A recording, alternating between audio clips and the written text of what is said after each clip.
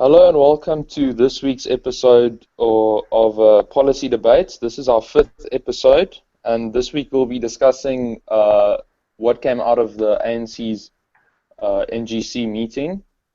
We're using an article written on News 24 which covers the 7 key ANC decisions you need to know about. The link will be in the description below. Joining me are Martin van Staden, a third-year law student at the University of Pretoria and an executive board member of African Students for Liberty. Also joining us are first-year politics and political and economic history student from UCT, Nicholas Woode-Smith. Okay, guys, welcome. We've got 7 points here, and I've got some questions I'd like to ask you. The first one is about the International Criminal Court. Now, the ANC says it wants to withdraw from the ICC following the whole saga we had with President al-Bashir from Sudan. He, of course, visited the country and he was, our courts requested to arrest him, but he was never arrested and he was let go. So my first question to you, Martin, as a law student, is what is the ICC? Because it's not something we hear about every day. What's its role, and what role does South Africa play in it? All right. So the ICC, it's very simple. It's a global court that isn't limited to any particular state, which prosecutes individuals for international crimes. Now that is like genocide or ecocide and generally crimes against humanity. It's based on the logic that a state obviously won't prosecute its own leaders for doing something like that. So that's where the ICC basically comes in.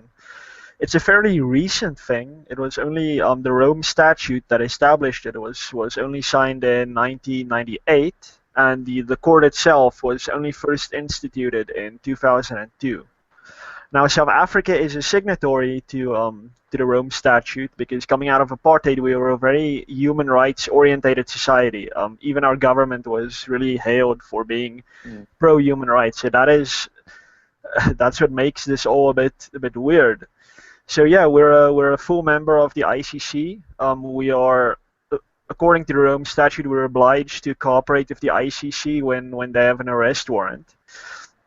And now, just to put it in the context of everything that's been happening, a lot of people will say that South Africa had other international agreements which essentially gave al-Bashir immunity.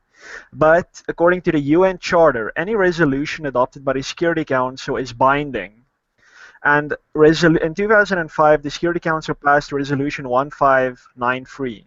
That said that any state, whether it's a member of the ICC or not, right? If it's a member state of the UN, it needs to cooperate with the ICC in its investigation and the prosecution of war crimes in Sudan. Now, that simply means that South Africa, under international law, had no choice.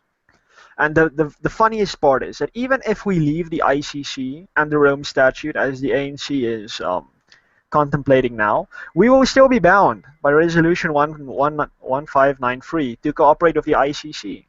So you see that the Security Council's word is law. So if the ANC really wants us to get away from this international obligation, we will need to leave the UN. Yeah, so that's basically the role we're currently playing in the ICC. Yes, so it's not as simple as just leaving. It's a bit more complex than that. Oh, yes. Okay. So if I continue to you, Nicholas, this is perceived as a slap in the face almost, if you can call it that, to the West. Because the ICC is seen as a very Western-dominated organization or system. And will this isolate us in any way? And is this a move away from, say, the West? Well, I think that the ANC has really shown its anti-West sentiments with their very pro-China, pro-Russia foreign policy document that they released around a few months ago. But it is true that the ANC ideologues and members tend to see the ICC as a Western mouthpiece. And so in their view, they may be using this to literally and figuratively slap a West in the face. It's not necessarily that, because the ICC is supposed to be more than that. The ICC is supposed to benefit the people of a nation that is under threat. It doesn't benefit America. It doesn't benefit the UK. It's supposed to benefit the people on the ground in Sudan, whose leaders should be being prosecuted for kind of killing them and abusing them as such. But there is a big fear in the ANC leadership that the ICC is used as a tool by the West to manipulate South Africa. But I don't. But obviously, we know this not really to actually be true. The ICC is run by technocrats, not by politicians, and it exists purely to enforce international law, as Martin said, which we have violated now. I don't think this will isolate us. There's plenty of non-ICC adherents that we could still talk to. I just don't think those are the types of people we want to talk to. Okay. I'd like to hear a response from both of you on this, but perhaps Martin first. Is this a step in the right direction, or is it a step in the wrong direction? I mean, surely we should, if we maybe kind of just ignore it and stay in the ICC on whatever and try to be friends with both East and West, even if it is only for the sake of our economy. Martin.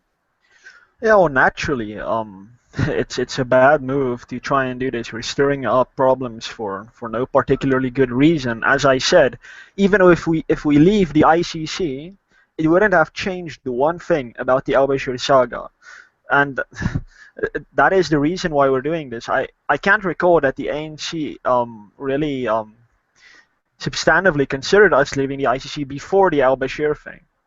Yeah. So, if it were up to me, though, South Africa would be friends with the West and leave the East to its own devices. We've been taking too much bad advice from the East, in my opinion. Yeah. But yeah, so we're straying away from where we should be and where we were for a while there, coming out of apartheid, when we were doing pretty well. So yeah, in general, it's a very bad move. It's terrible that we're associating ourselves with what do they call rogue states now? It's bad. And I see we've invited Mr. Bashir back to the country now. Oh apparently. Seriously? Yes. Funny, yeah. Nicholas, do you have any final thoughts on this topic?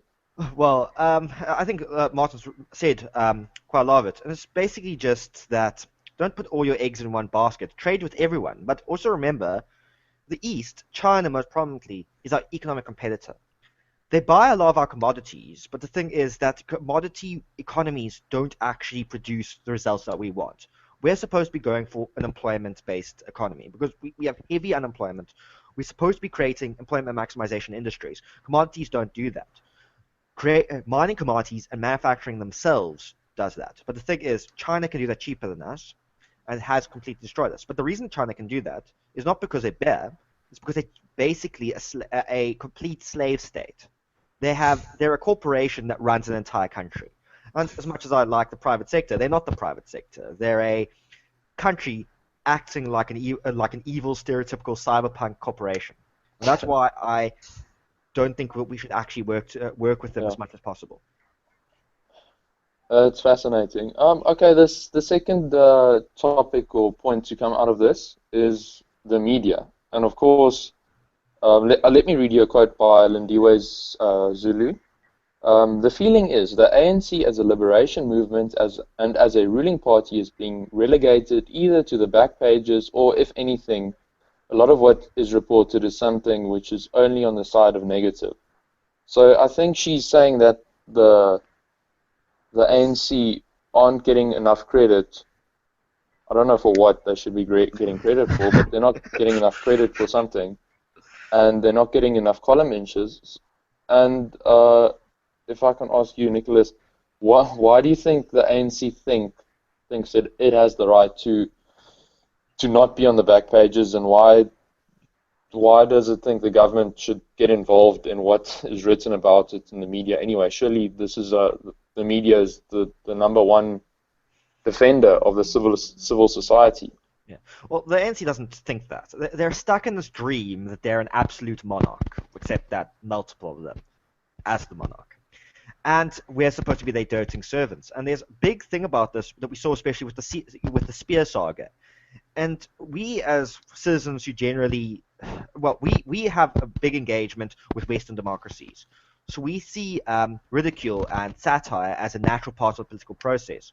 But there's a big part of the ANC culture, and it actually comes back from a kind of pseudo-tribalistic culture that you're supposed to respect your leader unquestionably. And this is what the ANC actually is expecting. But the problem is that the entire population, to a degree, is modernizing. It's even very doting ANC supporters are starting to modernize and realize, hey, we should be allowed to actually criticize these leaders because they're not doing a good job. The biggest problem here is the ANC doesn't realize they're running in a liberal democracy. They think they're a monarchy, and they need to, if they want to remain as a proper democratic regime, they have to realize that the press is not supposed to be favorable to the government. The press reports on the facts. Well, they should. And I honestly think that our press is in complete dire straits at the moment. But if the ANC, an ANC move to only portray them in a positive light will not help that or make it worse. Yeah. I mean, the press is like the first bastion of freedom, almost. Yeah. So, Martin, if I can ask you, do you think we'll ever get to a point where the ruling party can force the media to print what is in effect propaganda and say what must be said about itself? Well, legally, no. The Constitution gives us freedom of expression. We don't speak about freedom of speech, really. Freedom of expression includes all of that. So this is only essentially limited by hate speech and incitement to war in the Constitution itself, in that provision. Now, the Constitution has a general limitations clause that allows the government to limit our rights, whatever they may be, speech, further, but according to some criteria. But luckily, our courts have been pretty pro free speech, which is one of the few great things that I admire about our courts.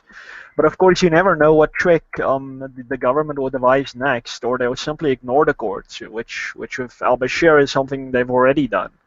So if I can give one example, that's, I think I gave it before on the show, but to get around these criteria for limitation of rights in the case of Agri SA versus Minister of Petroleum and Mineral Development, they basically just passed a law that says no, the mineral rights aren't being expropriated. They're vesting in the people, but the state will keep that as keep it as a custodian of the people. And then the court said yes. Well, the property isn't being expropriated. It's only vesting in the state as a custodian. Therefore, no compensation needs to be paid. That is a massive leap in logic right there that I don't understand. So this is something that the government can do. They can use wordplay to get what they want. So I'm not entirely convinced that we're safe from the ANC dictating to the media what they must and must not say. I think if you pay attention to what's been happening, what our ministers have been saying regarding transformation and all these things in the media, I think we're not far away from that happening. Yeah, this is it's quite a scary thing, especially when the government starts calling itself the people. I mean, there's a massive difference between the government and the people. Definitely. Okay, so topic number 3, fewer provinces. The ANC wants fewer provinces. So, Nicholas, why on earth would they want fewer provinces? It's quite odd because we actually used to have fewer provinces, but Yes. they thought that wasn't nice, so then they split it. But the reason they did that was because they wanted more positions to put friends into. I'm not going to sugarcoat this. They're corrupt. They had friends and family members they wanted to put into jobs because kickbacks, political connections, all that. So they made more positions to put their friends. The problem now is that it means it's harder to actually control the constituencies because there's too many of them. And as we've seen, they don't have the Western Cape anymore, and they're slowly starting to lose others. But what they think now is, well, we've lost the Western Cape, but we still win the Northern Cape and we still win the Eastern Cape. So why don't we merge those all into the Cape Province, and then the non-DA voters, the ANC voters, will overwhelm all the non-ANC voters. And that's basically the idea. Political takeover. So it's basically they wanted jobs for their friends, but then they figured out their friends couldn't do the job, so they lost province. And by all measures, the way the DA controlled Western Cape seems to be doing better than the other provinces. So Martin, does this? The excuse they'll use is they'll say they want to be more efficient and centralize things. Does centralization make things more efficient, and does it work?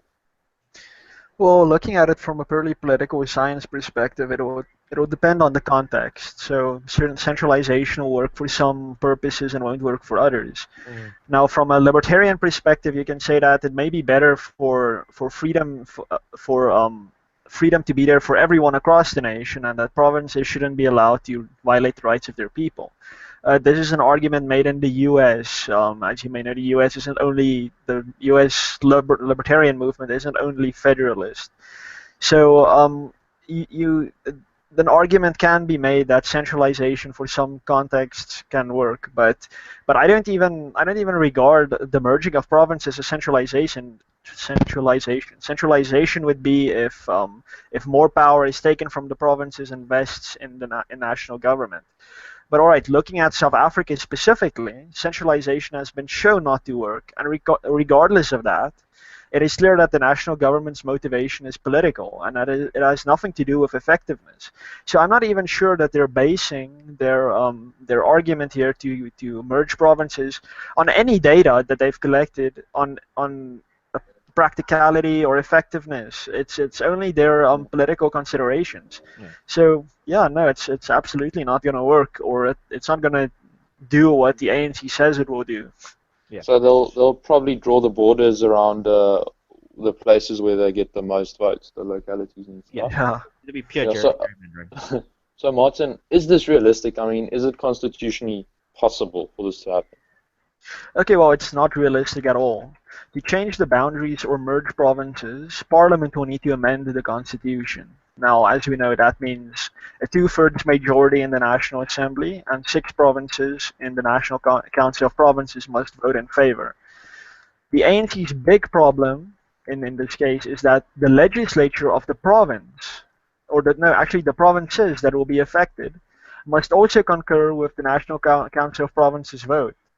So, obviously, as this is a clear intention to merge the Western Cape into a bigger ANC power base, the DA legislature will obviously not vote in favor.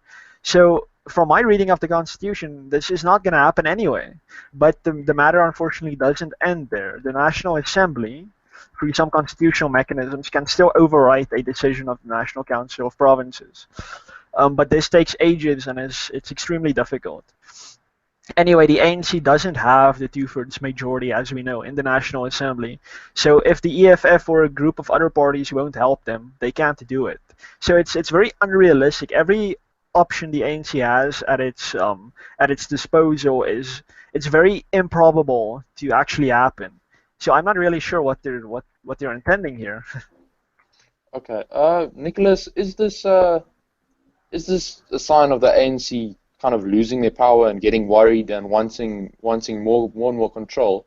And is there a authoritarian kind of trend we should be looking out for? So the thing about the ANC is it's just made up of political opportunists. They're doing this gerrymandering just purely to just secure votes to stay into positions. I truly don't think that we can compare the ANC to a group kind of like the big bad guys from 1984. They're not in here for control or authority. They're in here for money and personal gain. If it means authoritarianism to gain that, they'll do it. But I don't necessarily think that that's a thing. Otherwise, they would be our police force wouldn't have fallen apart. Our military would actually be up to scratch. I don't think we're on the road to authoritarianism. And if we are, we're really, really bad at it. And we will. Yeah. And honestly, I think that a small little citizens militia would win if it came to a kind of coup. But the big problem with me, especially Christiaan,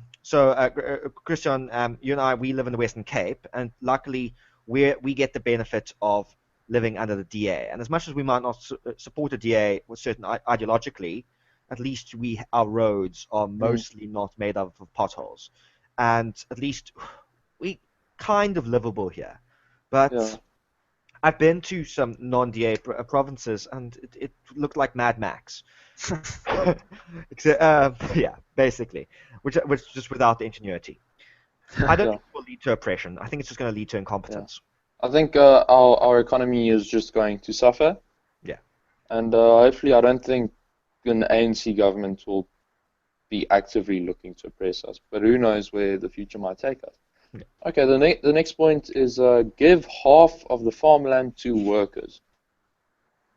So, the poor workers, they get oppressed, they don't get enough wages, they don't own their land, it was taken from them 100 and whatever years ago. So isn't this just fair? Nicholas, what do you think they're trying to achieve through this? Well, the big thing is just brownie points. Not only from the workers who they will be trying to secure votes from, because a lot of workers are going over to the EFF, which have similar expropriation policies. But also there's still a communist and socialist group of ideologues in the woodwork, and they do rely on them for some political connections. And that's why they still But a lot of the NC people, if given the chance, they'll be fine just having cushy corporate jobs where they just get paid for doing nothing.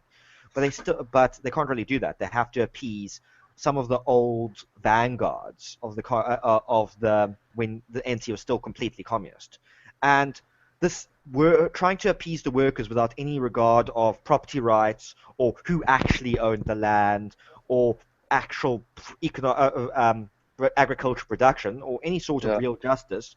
It's just Marxist rhetoric taken to radicalization. And why do you think 50%? Why not 100%?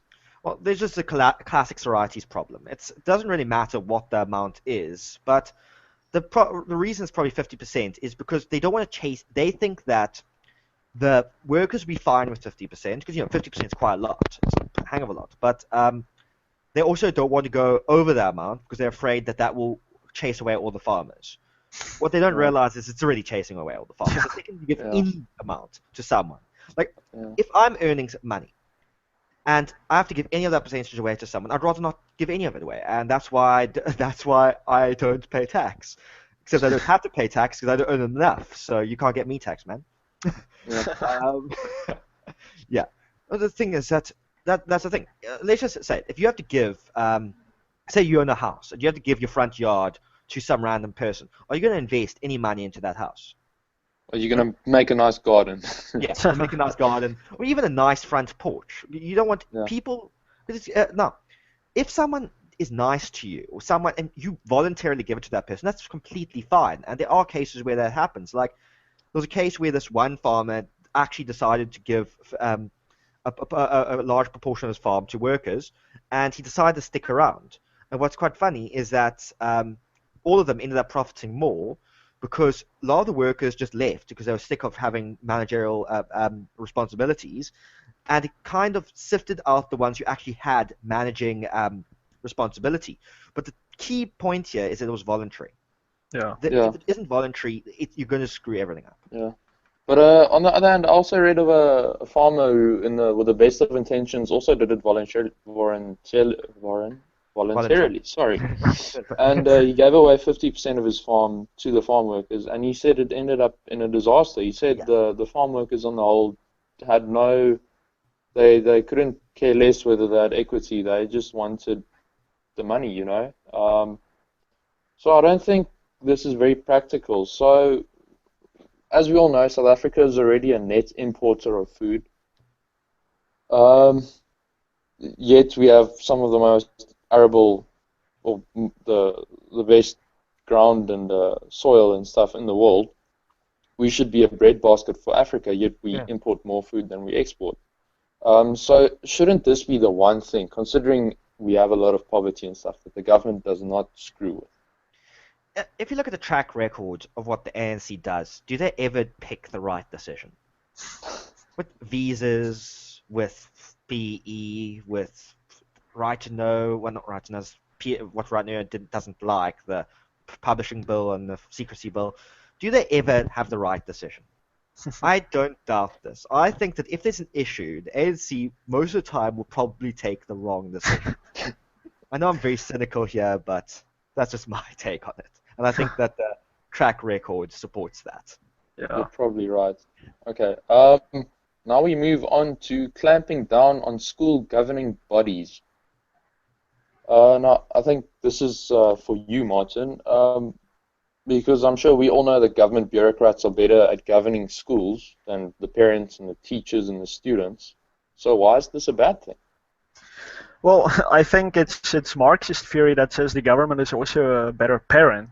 So I've wondered why we don't just abolish the institution of parenthood and let the government raise all our children anyway. Yeah, But send them to camp. yeah, but seriously though, nobody knows better than what the kids need to be taught in this order than the kids themselves, the parents, and the teachers. The Yeah. government is by far the most removed entity from what children actually need. They make these decisions. What we're gonna teach the. I mean, I got this from math and everything. These things that I couldn't do. They were so irrelevant to what I wanted to do since, well, coming into high school. It really just disrupted everything. But they make these decisions based on ivory tower intellectualist reasoning and not on the facts that are on the ground. So it's so ineffective. We have such a terrible education system, and this is really gonna make. I don't even think it can get any worse. So I don't know if this is really that bad. I mean, to be completely honest Yeah. with you. I think the bad thing is it would make the good schools worse because some of the best schools in the country, if you look at them, you know, the big name schools, even some of the public schools as well as the private schools, are great schools because their Yeah, parents are very involved in the school. yeah, They true. they basically they run the school, they hold meetings, they hold events, they hold all kinds of fundraisers and things that the parents do because the parents know what's best for their kids and they live in a certain community. That community might have certain values and whatever. And one of the reasons they're giving is that the government is worried about what is being taught at certain schools. I mean, surely they should be grateful that anything is taught at all Yeah, at exactly. at some schools. So why should the government have its say, and shouldn't we let parents decide? Well, I guess as with everything else, this reads back into the problem of social engineering. The transformation and all that jazz. The ANC wants to start regulating private schools now to ensure that what they teach is in line with national policy. Now, this just amplifies the problem of government as teacher. If the argument is that everyone should get an education, then the government should rather subsidize it or just pay for it, the voucher system. But clearly, they care more about the politics of education now. So allow me to quote Steve Biko in this regard, and I quote, "We believe it is the duty of the vanguard political movement which brings change to educate people's outlook. In the same way that blacks have never lived in a socialist economic system, they've got to learn to live in one now." Unquote. That is terrible. Now this is what happened under apartheid, and now we just want more of it. The intention of the government with clamping down on schools, it's all too clear. It's ideological. Yeah. Well, you kind of led into my next question. Why would you want to regulate private schools? Because from where I'm sitting, why would you regulate virtually our country's only hope in terms of education is the private school system, the likes of Kuro and your English private schools and so on?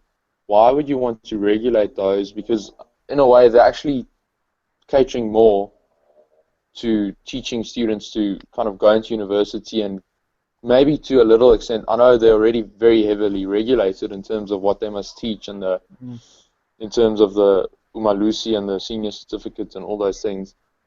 But why? What regulation would make a private school better? Oh, well, none. No regulation at all. Yeah. I'm completely with Murray Rothbard in this regard. Leave the schools alone. It doesn't matter what they teach. It's none of your business. But what the government is doing now, it's like I said, it's transformation. And the ANC's intention, at least over the last decade, post Mandela, was never to do what's best for the country. It has always just to do what's best for themselves. So that is measured either by the few in the ANC who are pursuing a particular ideological standpoint, which basically is either communism or black consciousness. And then, like Nicholas said earlier, the other group is just there to enrich themselves. So they're doing literally whatever is popular. So if they feel that people would like to see them do this, then they will do it. And judging by an event by the Institute of Race Relations, which I attended a few months ago, about education specifically, a lot of people there, mostly teachers at public schools, they would literally stand up and say, private schools need to be abolished. So there's clearly some kind of irrational But demand. it's none of their business. Why? No, of course. No, of course it isn't. But it's I don't know what's that quote about socialists that they just want to put their nose in everyone's business. So Busybodies. Yeah, busybodies. It's better to have like a right a fascist than this little busybody that's just getting involved in all your business. Yeah, because at least the fascist may realize he knows he's doing bad and maybe sometimes reform. Exactly. Yeah, exactly. Okay. Next point: get national health insurance faster. So now they want to force everyone to be insured.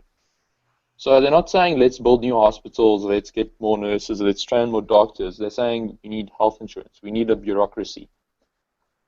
I recently I spoke to a person at the highest level in the insurance industry in South Africa, and this person told me that Obamacare will be a complete disaster for the American economy because they can't implement it, and it screws up the market completely. So, Nicholas, if the US can't successfully implement Obamacare, I mean, from what I remember, they couldn't even get the website working for the first few months. How on earth will South Africa do this? I think I've made it pretty clear that the ANC has almost zero capacity to accomplish anything. I'm surprised that they can actually manage to attend parliament meetings. That is how little faith I have in them.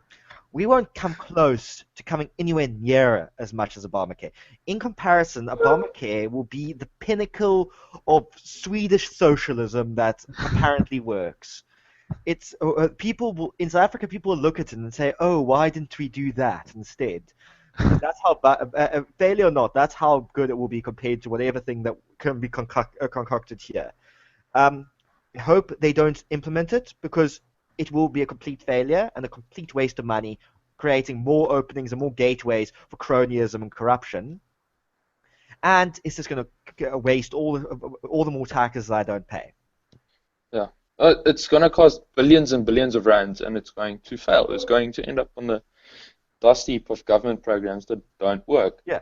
And as and as you said, it's not health insurance isn't the actual problem. The actual because it doesn't matter if people can afford to go to a hospital. If the hospital's terrible, if you're going to die in a hospital because they don't wash the needles or don't actually have the medication, it doesn't matter how much health insurance you're going to have. Yeah, it doesn't work. And how can you force people who can't afford private health insurance to buy government health insurance? So I don't even know how they plan on implementing this.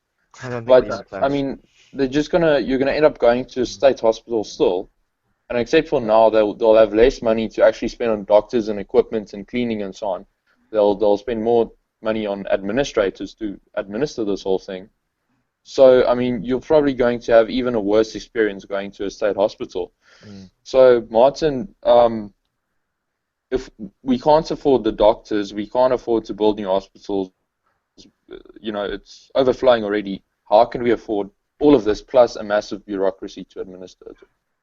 Well, just think for a moment. Over the last few years, how many substantive debates have you heard in the South African political scene that our government needs to cut spending? The answer is basically zero. You should realize that cutting spending is not at all a part of the South African narrative. In the US, everywhere you look, at least one Republican is saying let's cut spending. I don't even think the DA is saying we need to cut spending. When the government needs some more money for something in South Africa, they raise taxes or they raise some other fee that we need to pay indirectly. They think we can afford it because according to statist logic, government money is endless. Of course, we'll crash and burn soon enough, but even that won't wake up the masses. I think if we look at the cases in South America and even Greece now, it's so sad that it's getting into Europe. People want more socialism and more government, even when it's the government that caused the issue in the first place.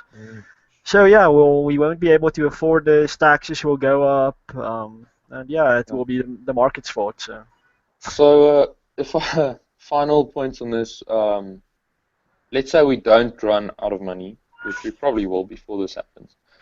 Will this work? Will our life expectancy go up? Will the AIDS rates fall? Will we cure obesity? Will any of this happen as a result of this proposal? Nicholas? No, it will not help. Nothing. It's just because it isn't actually solving the problem. Our problem is a lack of doctors, a lack of skilled doctors, a lack of actually efficient medical facilities.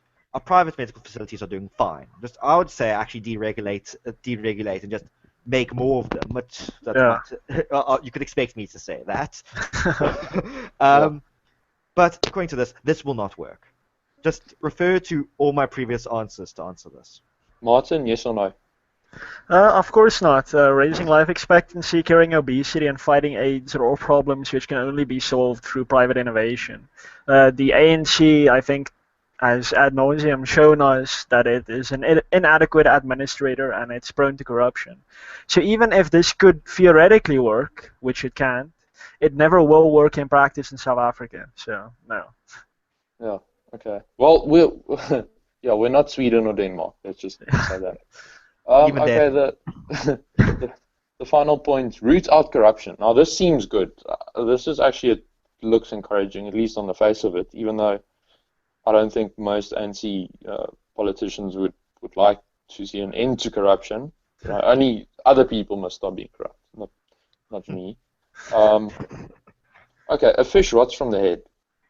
So one of the proposals is that rotating civil servants and screening them better and interviewing them for their backgrounds and so on will stop corruption. But shouldn't we be looking to the very top? A fish rots from the head. Shouldn't we be looking at a better example being set from the highest levels of government? Martin. Yeah, I have absolutely no idea why they think rotating civil servants will help. A non-performing civil servant, like in any company or any business or management setting, should be fired. He'll non-perform everywhere. Yeah, I mean, what's gonna change? With rotation, we'll likely just end up taking people who are actually doing their jobs well and putting them into positions where they have absolutely no idea what's going on. Exactly. And so there's something that they said about vetting and screening, and it's like by a state agency. And I was reading that and I was thinking, what the hell? So we're gonna vet and screen people that are corrupt by another state agency that adds to the bureaucracy and just gets plugged into the already existing hive of corruption. Vetting and screening can only work if it's done by an independent agency that is substantively independent, obviously, or better yet, a private company. The government should delegate that screening process to a private company or something. If the ANC government and the NP government before it have been unwilling to prosecute corruption within their ranks, what exactly will a new government agency do? What's going to change? The problem isn't even at the top. The problem is part and parcel of the system itself. Our constitutional structure is overwhelmingly statist. The assumption in our constitutional literature, including the text of the document itself, and court decisions are based on a fallacy.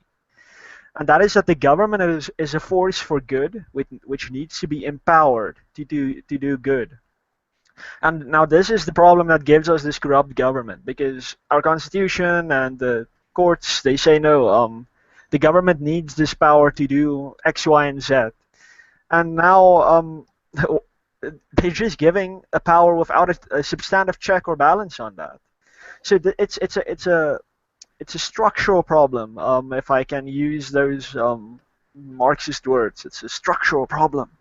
So it's not something that we can solve by implementing these solutions. We need to go to the root of the problem and change the constitution. That's a good place to start.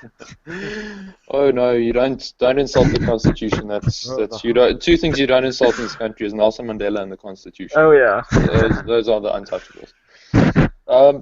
Okay, so the anti-corruption. So why can't they start by firing Claudie Motsoeneng like right now? Why can't they do that so long? I mean, the courts said he's corrupt and a criminal. So why can't we start? Nicholas, what do you think this will work? Well, no, it won't. Because the thing is, if they fire him, he's going to spill the beans on all their corruption. Big, they're all a part of a big gang that they know. Well, just to give an example, so the movie Goodfellas, the mafia film. The reason mafia doesn't snitch on other mafia members is because the other mafia members know what they've been doing. That's what the ANC is like. Yeah, dirt on each other. Literally. Yeah. And that's how the ANC functions. The ANC is a glorified yellow and green mafia. Except they don't have as good fashion sense. Okay, well, I'm not going to hold my hopes up for rooting out corruption anytime soon. Okay, so we've been through everything. This is one of the ANC meetings that they hold every 5 years. We've had the RDP, we've had GEAR, we've had Asgisa, we've had the NDP all come out of these meetings. They come out every time with these big plans, how they're going to reform everything, and every time they get a bit more statist and socialist in their thinking and their wording. But whatever they say they do, it never seems to. It's slowly going in the wrong direction, but it never seems to really work. So, as final thoughts, do you guys have anything to say about this, Martin? I don't know. I think we went from in 1994 we were on a slow downward spiral. Like from a party we went up like immediately to a really great place to be. And then from there on, we're going down. And I think with this, we are starting to really plummet at this stage because the previous policies weren't nearly as socialist as this. This is borderline like authoritarian. This is tyranny, and I don't feel that we've really seen this before, at least coming from the ANC. So I don't know. On the one hand, maybe this is what they're doing to try and prevent extreme radical elements like the EFF winning the day. And if that is true, then the ANC is very clever, and I wish them all the best. But I don't know. I don't think. I think it's just contributing to the same big problem. So yeah, it sucks. It's getting worse. I really hope a more liberal democratic element in the ANC will really prevail at the end of the day. Yeah. I think we've seen here is that there's two possibilities. The first one is that the ANC sees as losing its position to the EFF, and it's afraid of that. We've already seen that the ANC Youth League is basically wearing the uniforms of the EFF. If you've seen any ANC Youth League guys, they look exactly like the EFF. They seeing the EFF as taking some of their votes, so they're like, okay, let's start being like them. It's copycat. Now that's actually the less of the bad parts. The other one is, and it's probably actually in some ways more likely, and that this is Hayek's road to serfdom, and that a government given power will inevitably become authoritarian. Yeah. Oh. Okay, yeah, it's concerning, and it feels like we're not going in the right direction. And I think this country has so much potential, but if you look at what's been happening at WITS recently, and you look at what the people seem to be thinking, then it's not positive. So do you guys have any more thoughts, or can we end? I think we can wrap it up. Yep. Okay, cool. So everyone, thanks for listening to us today. We've been talking about the government, or about the ANC's new policy conference, and everything that's come out of it. I've been talking to Martin van Staden and Nicholas Woode-Smith. Please subscribe to the channel if you have any comments. We'd like to read them. So until next time, thank you and cheers.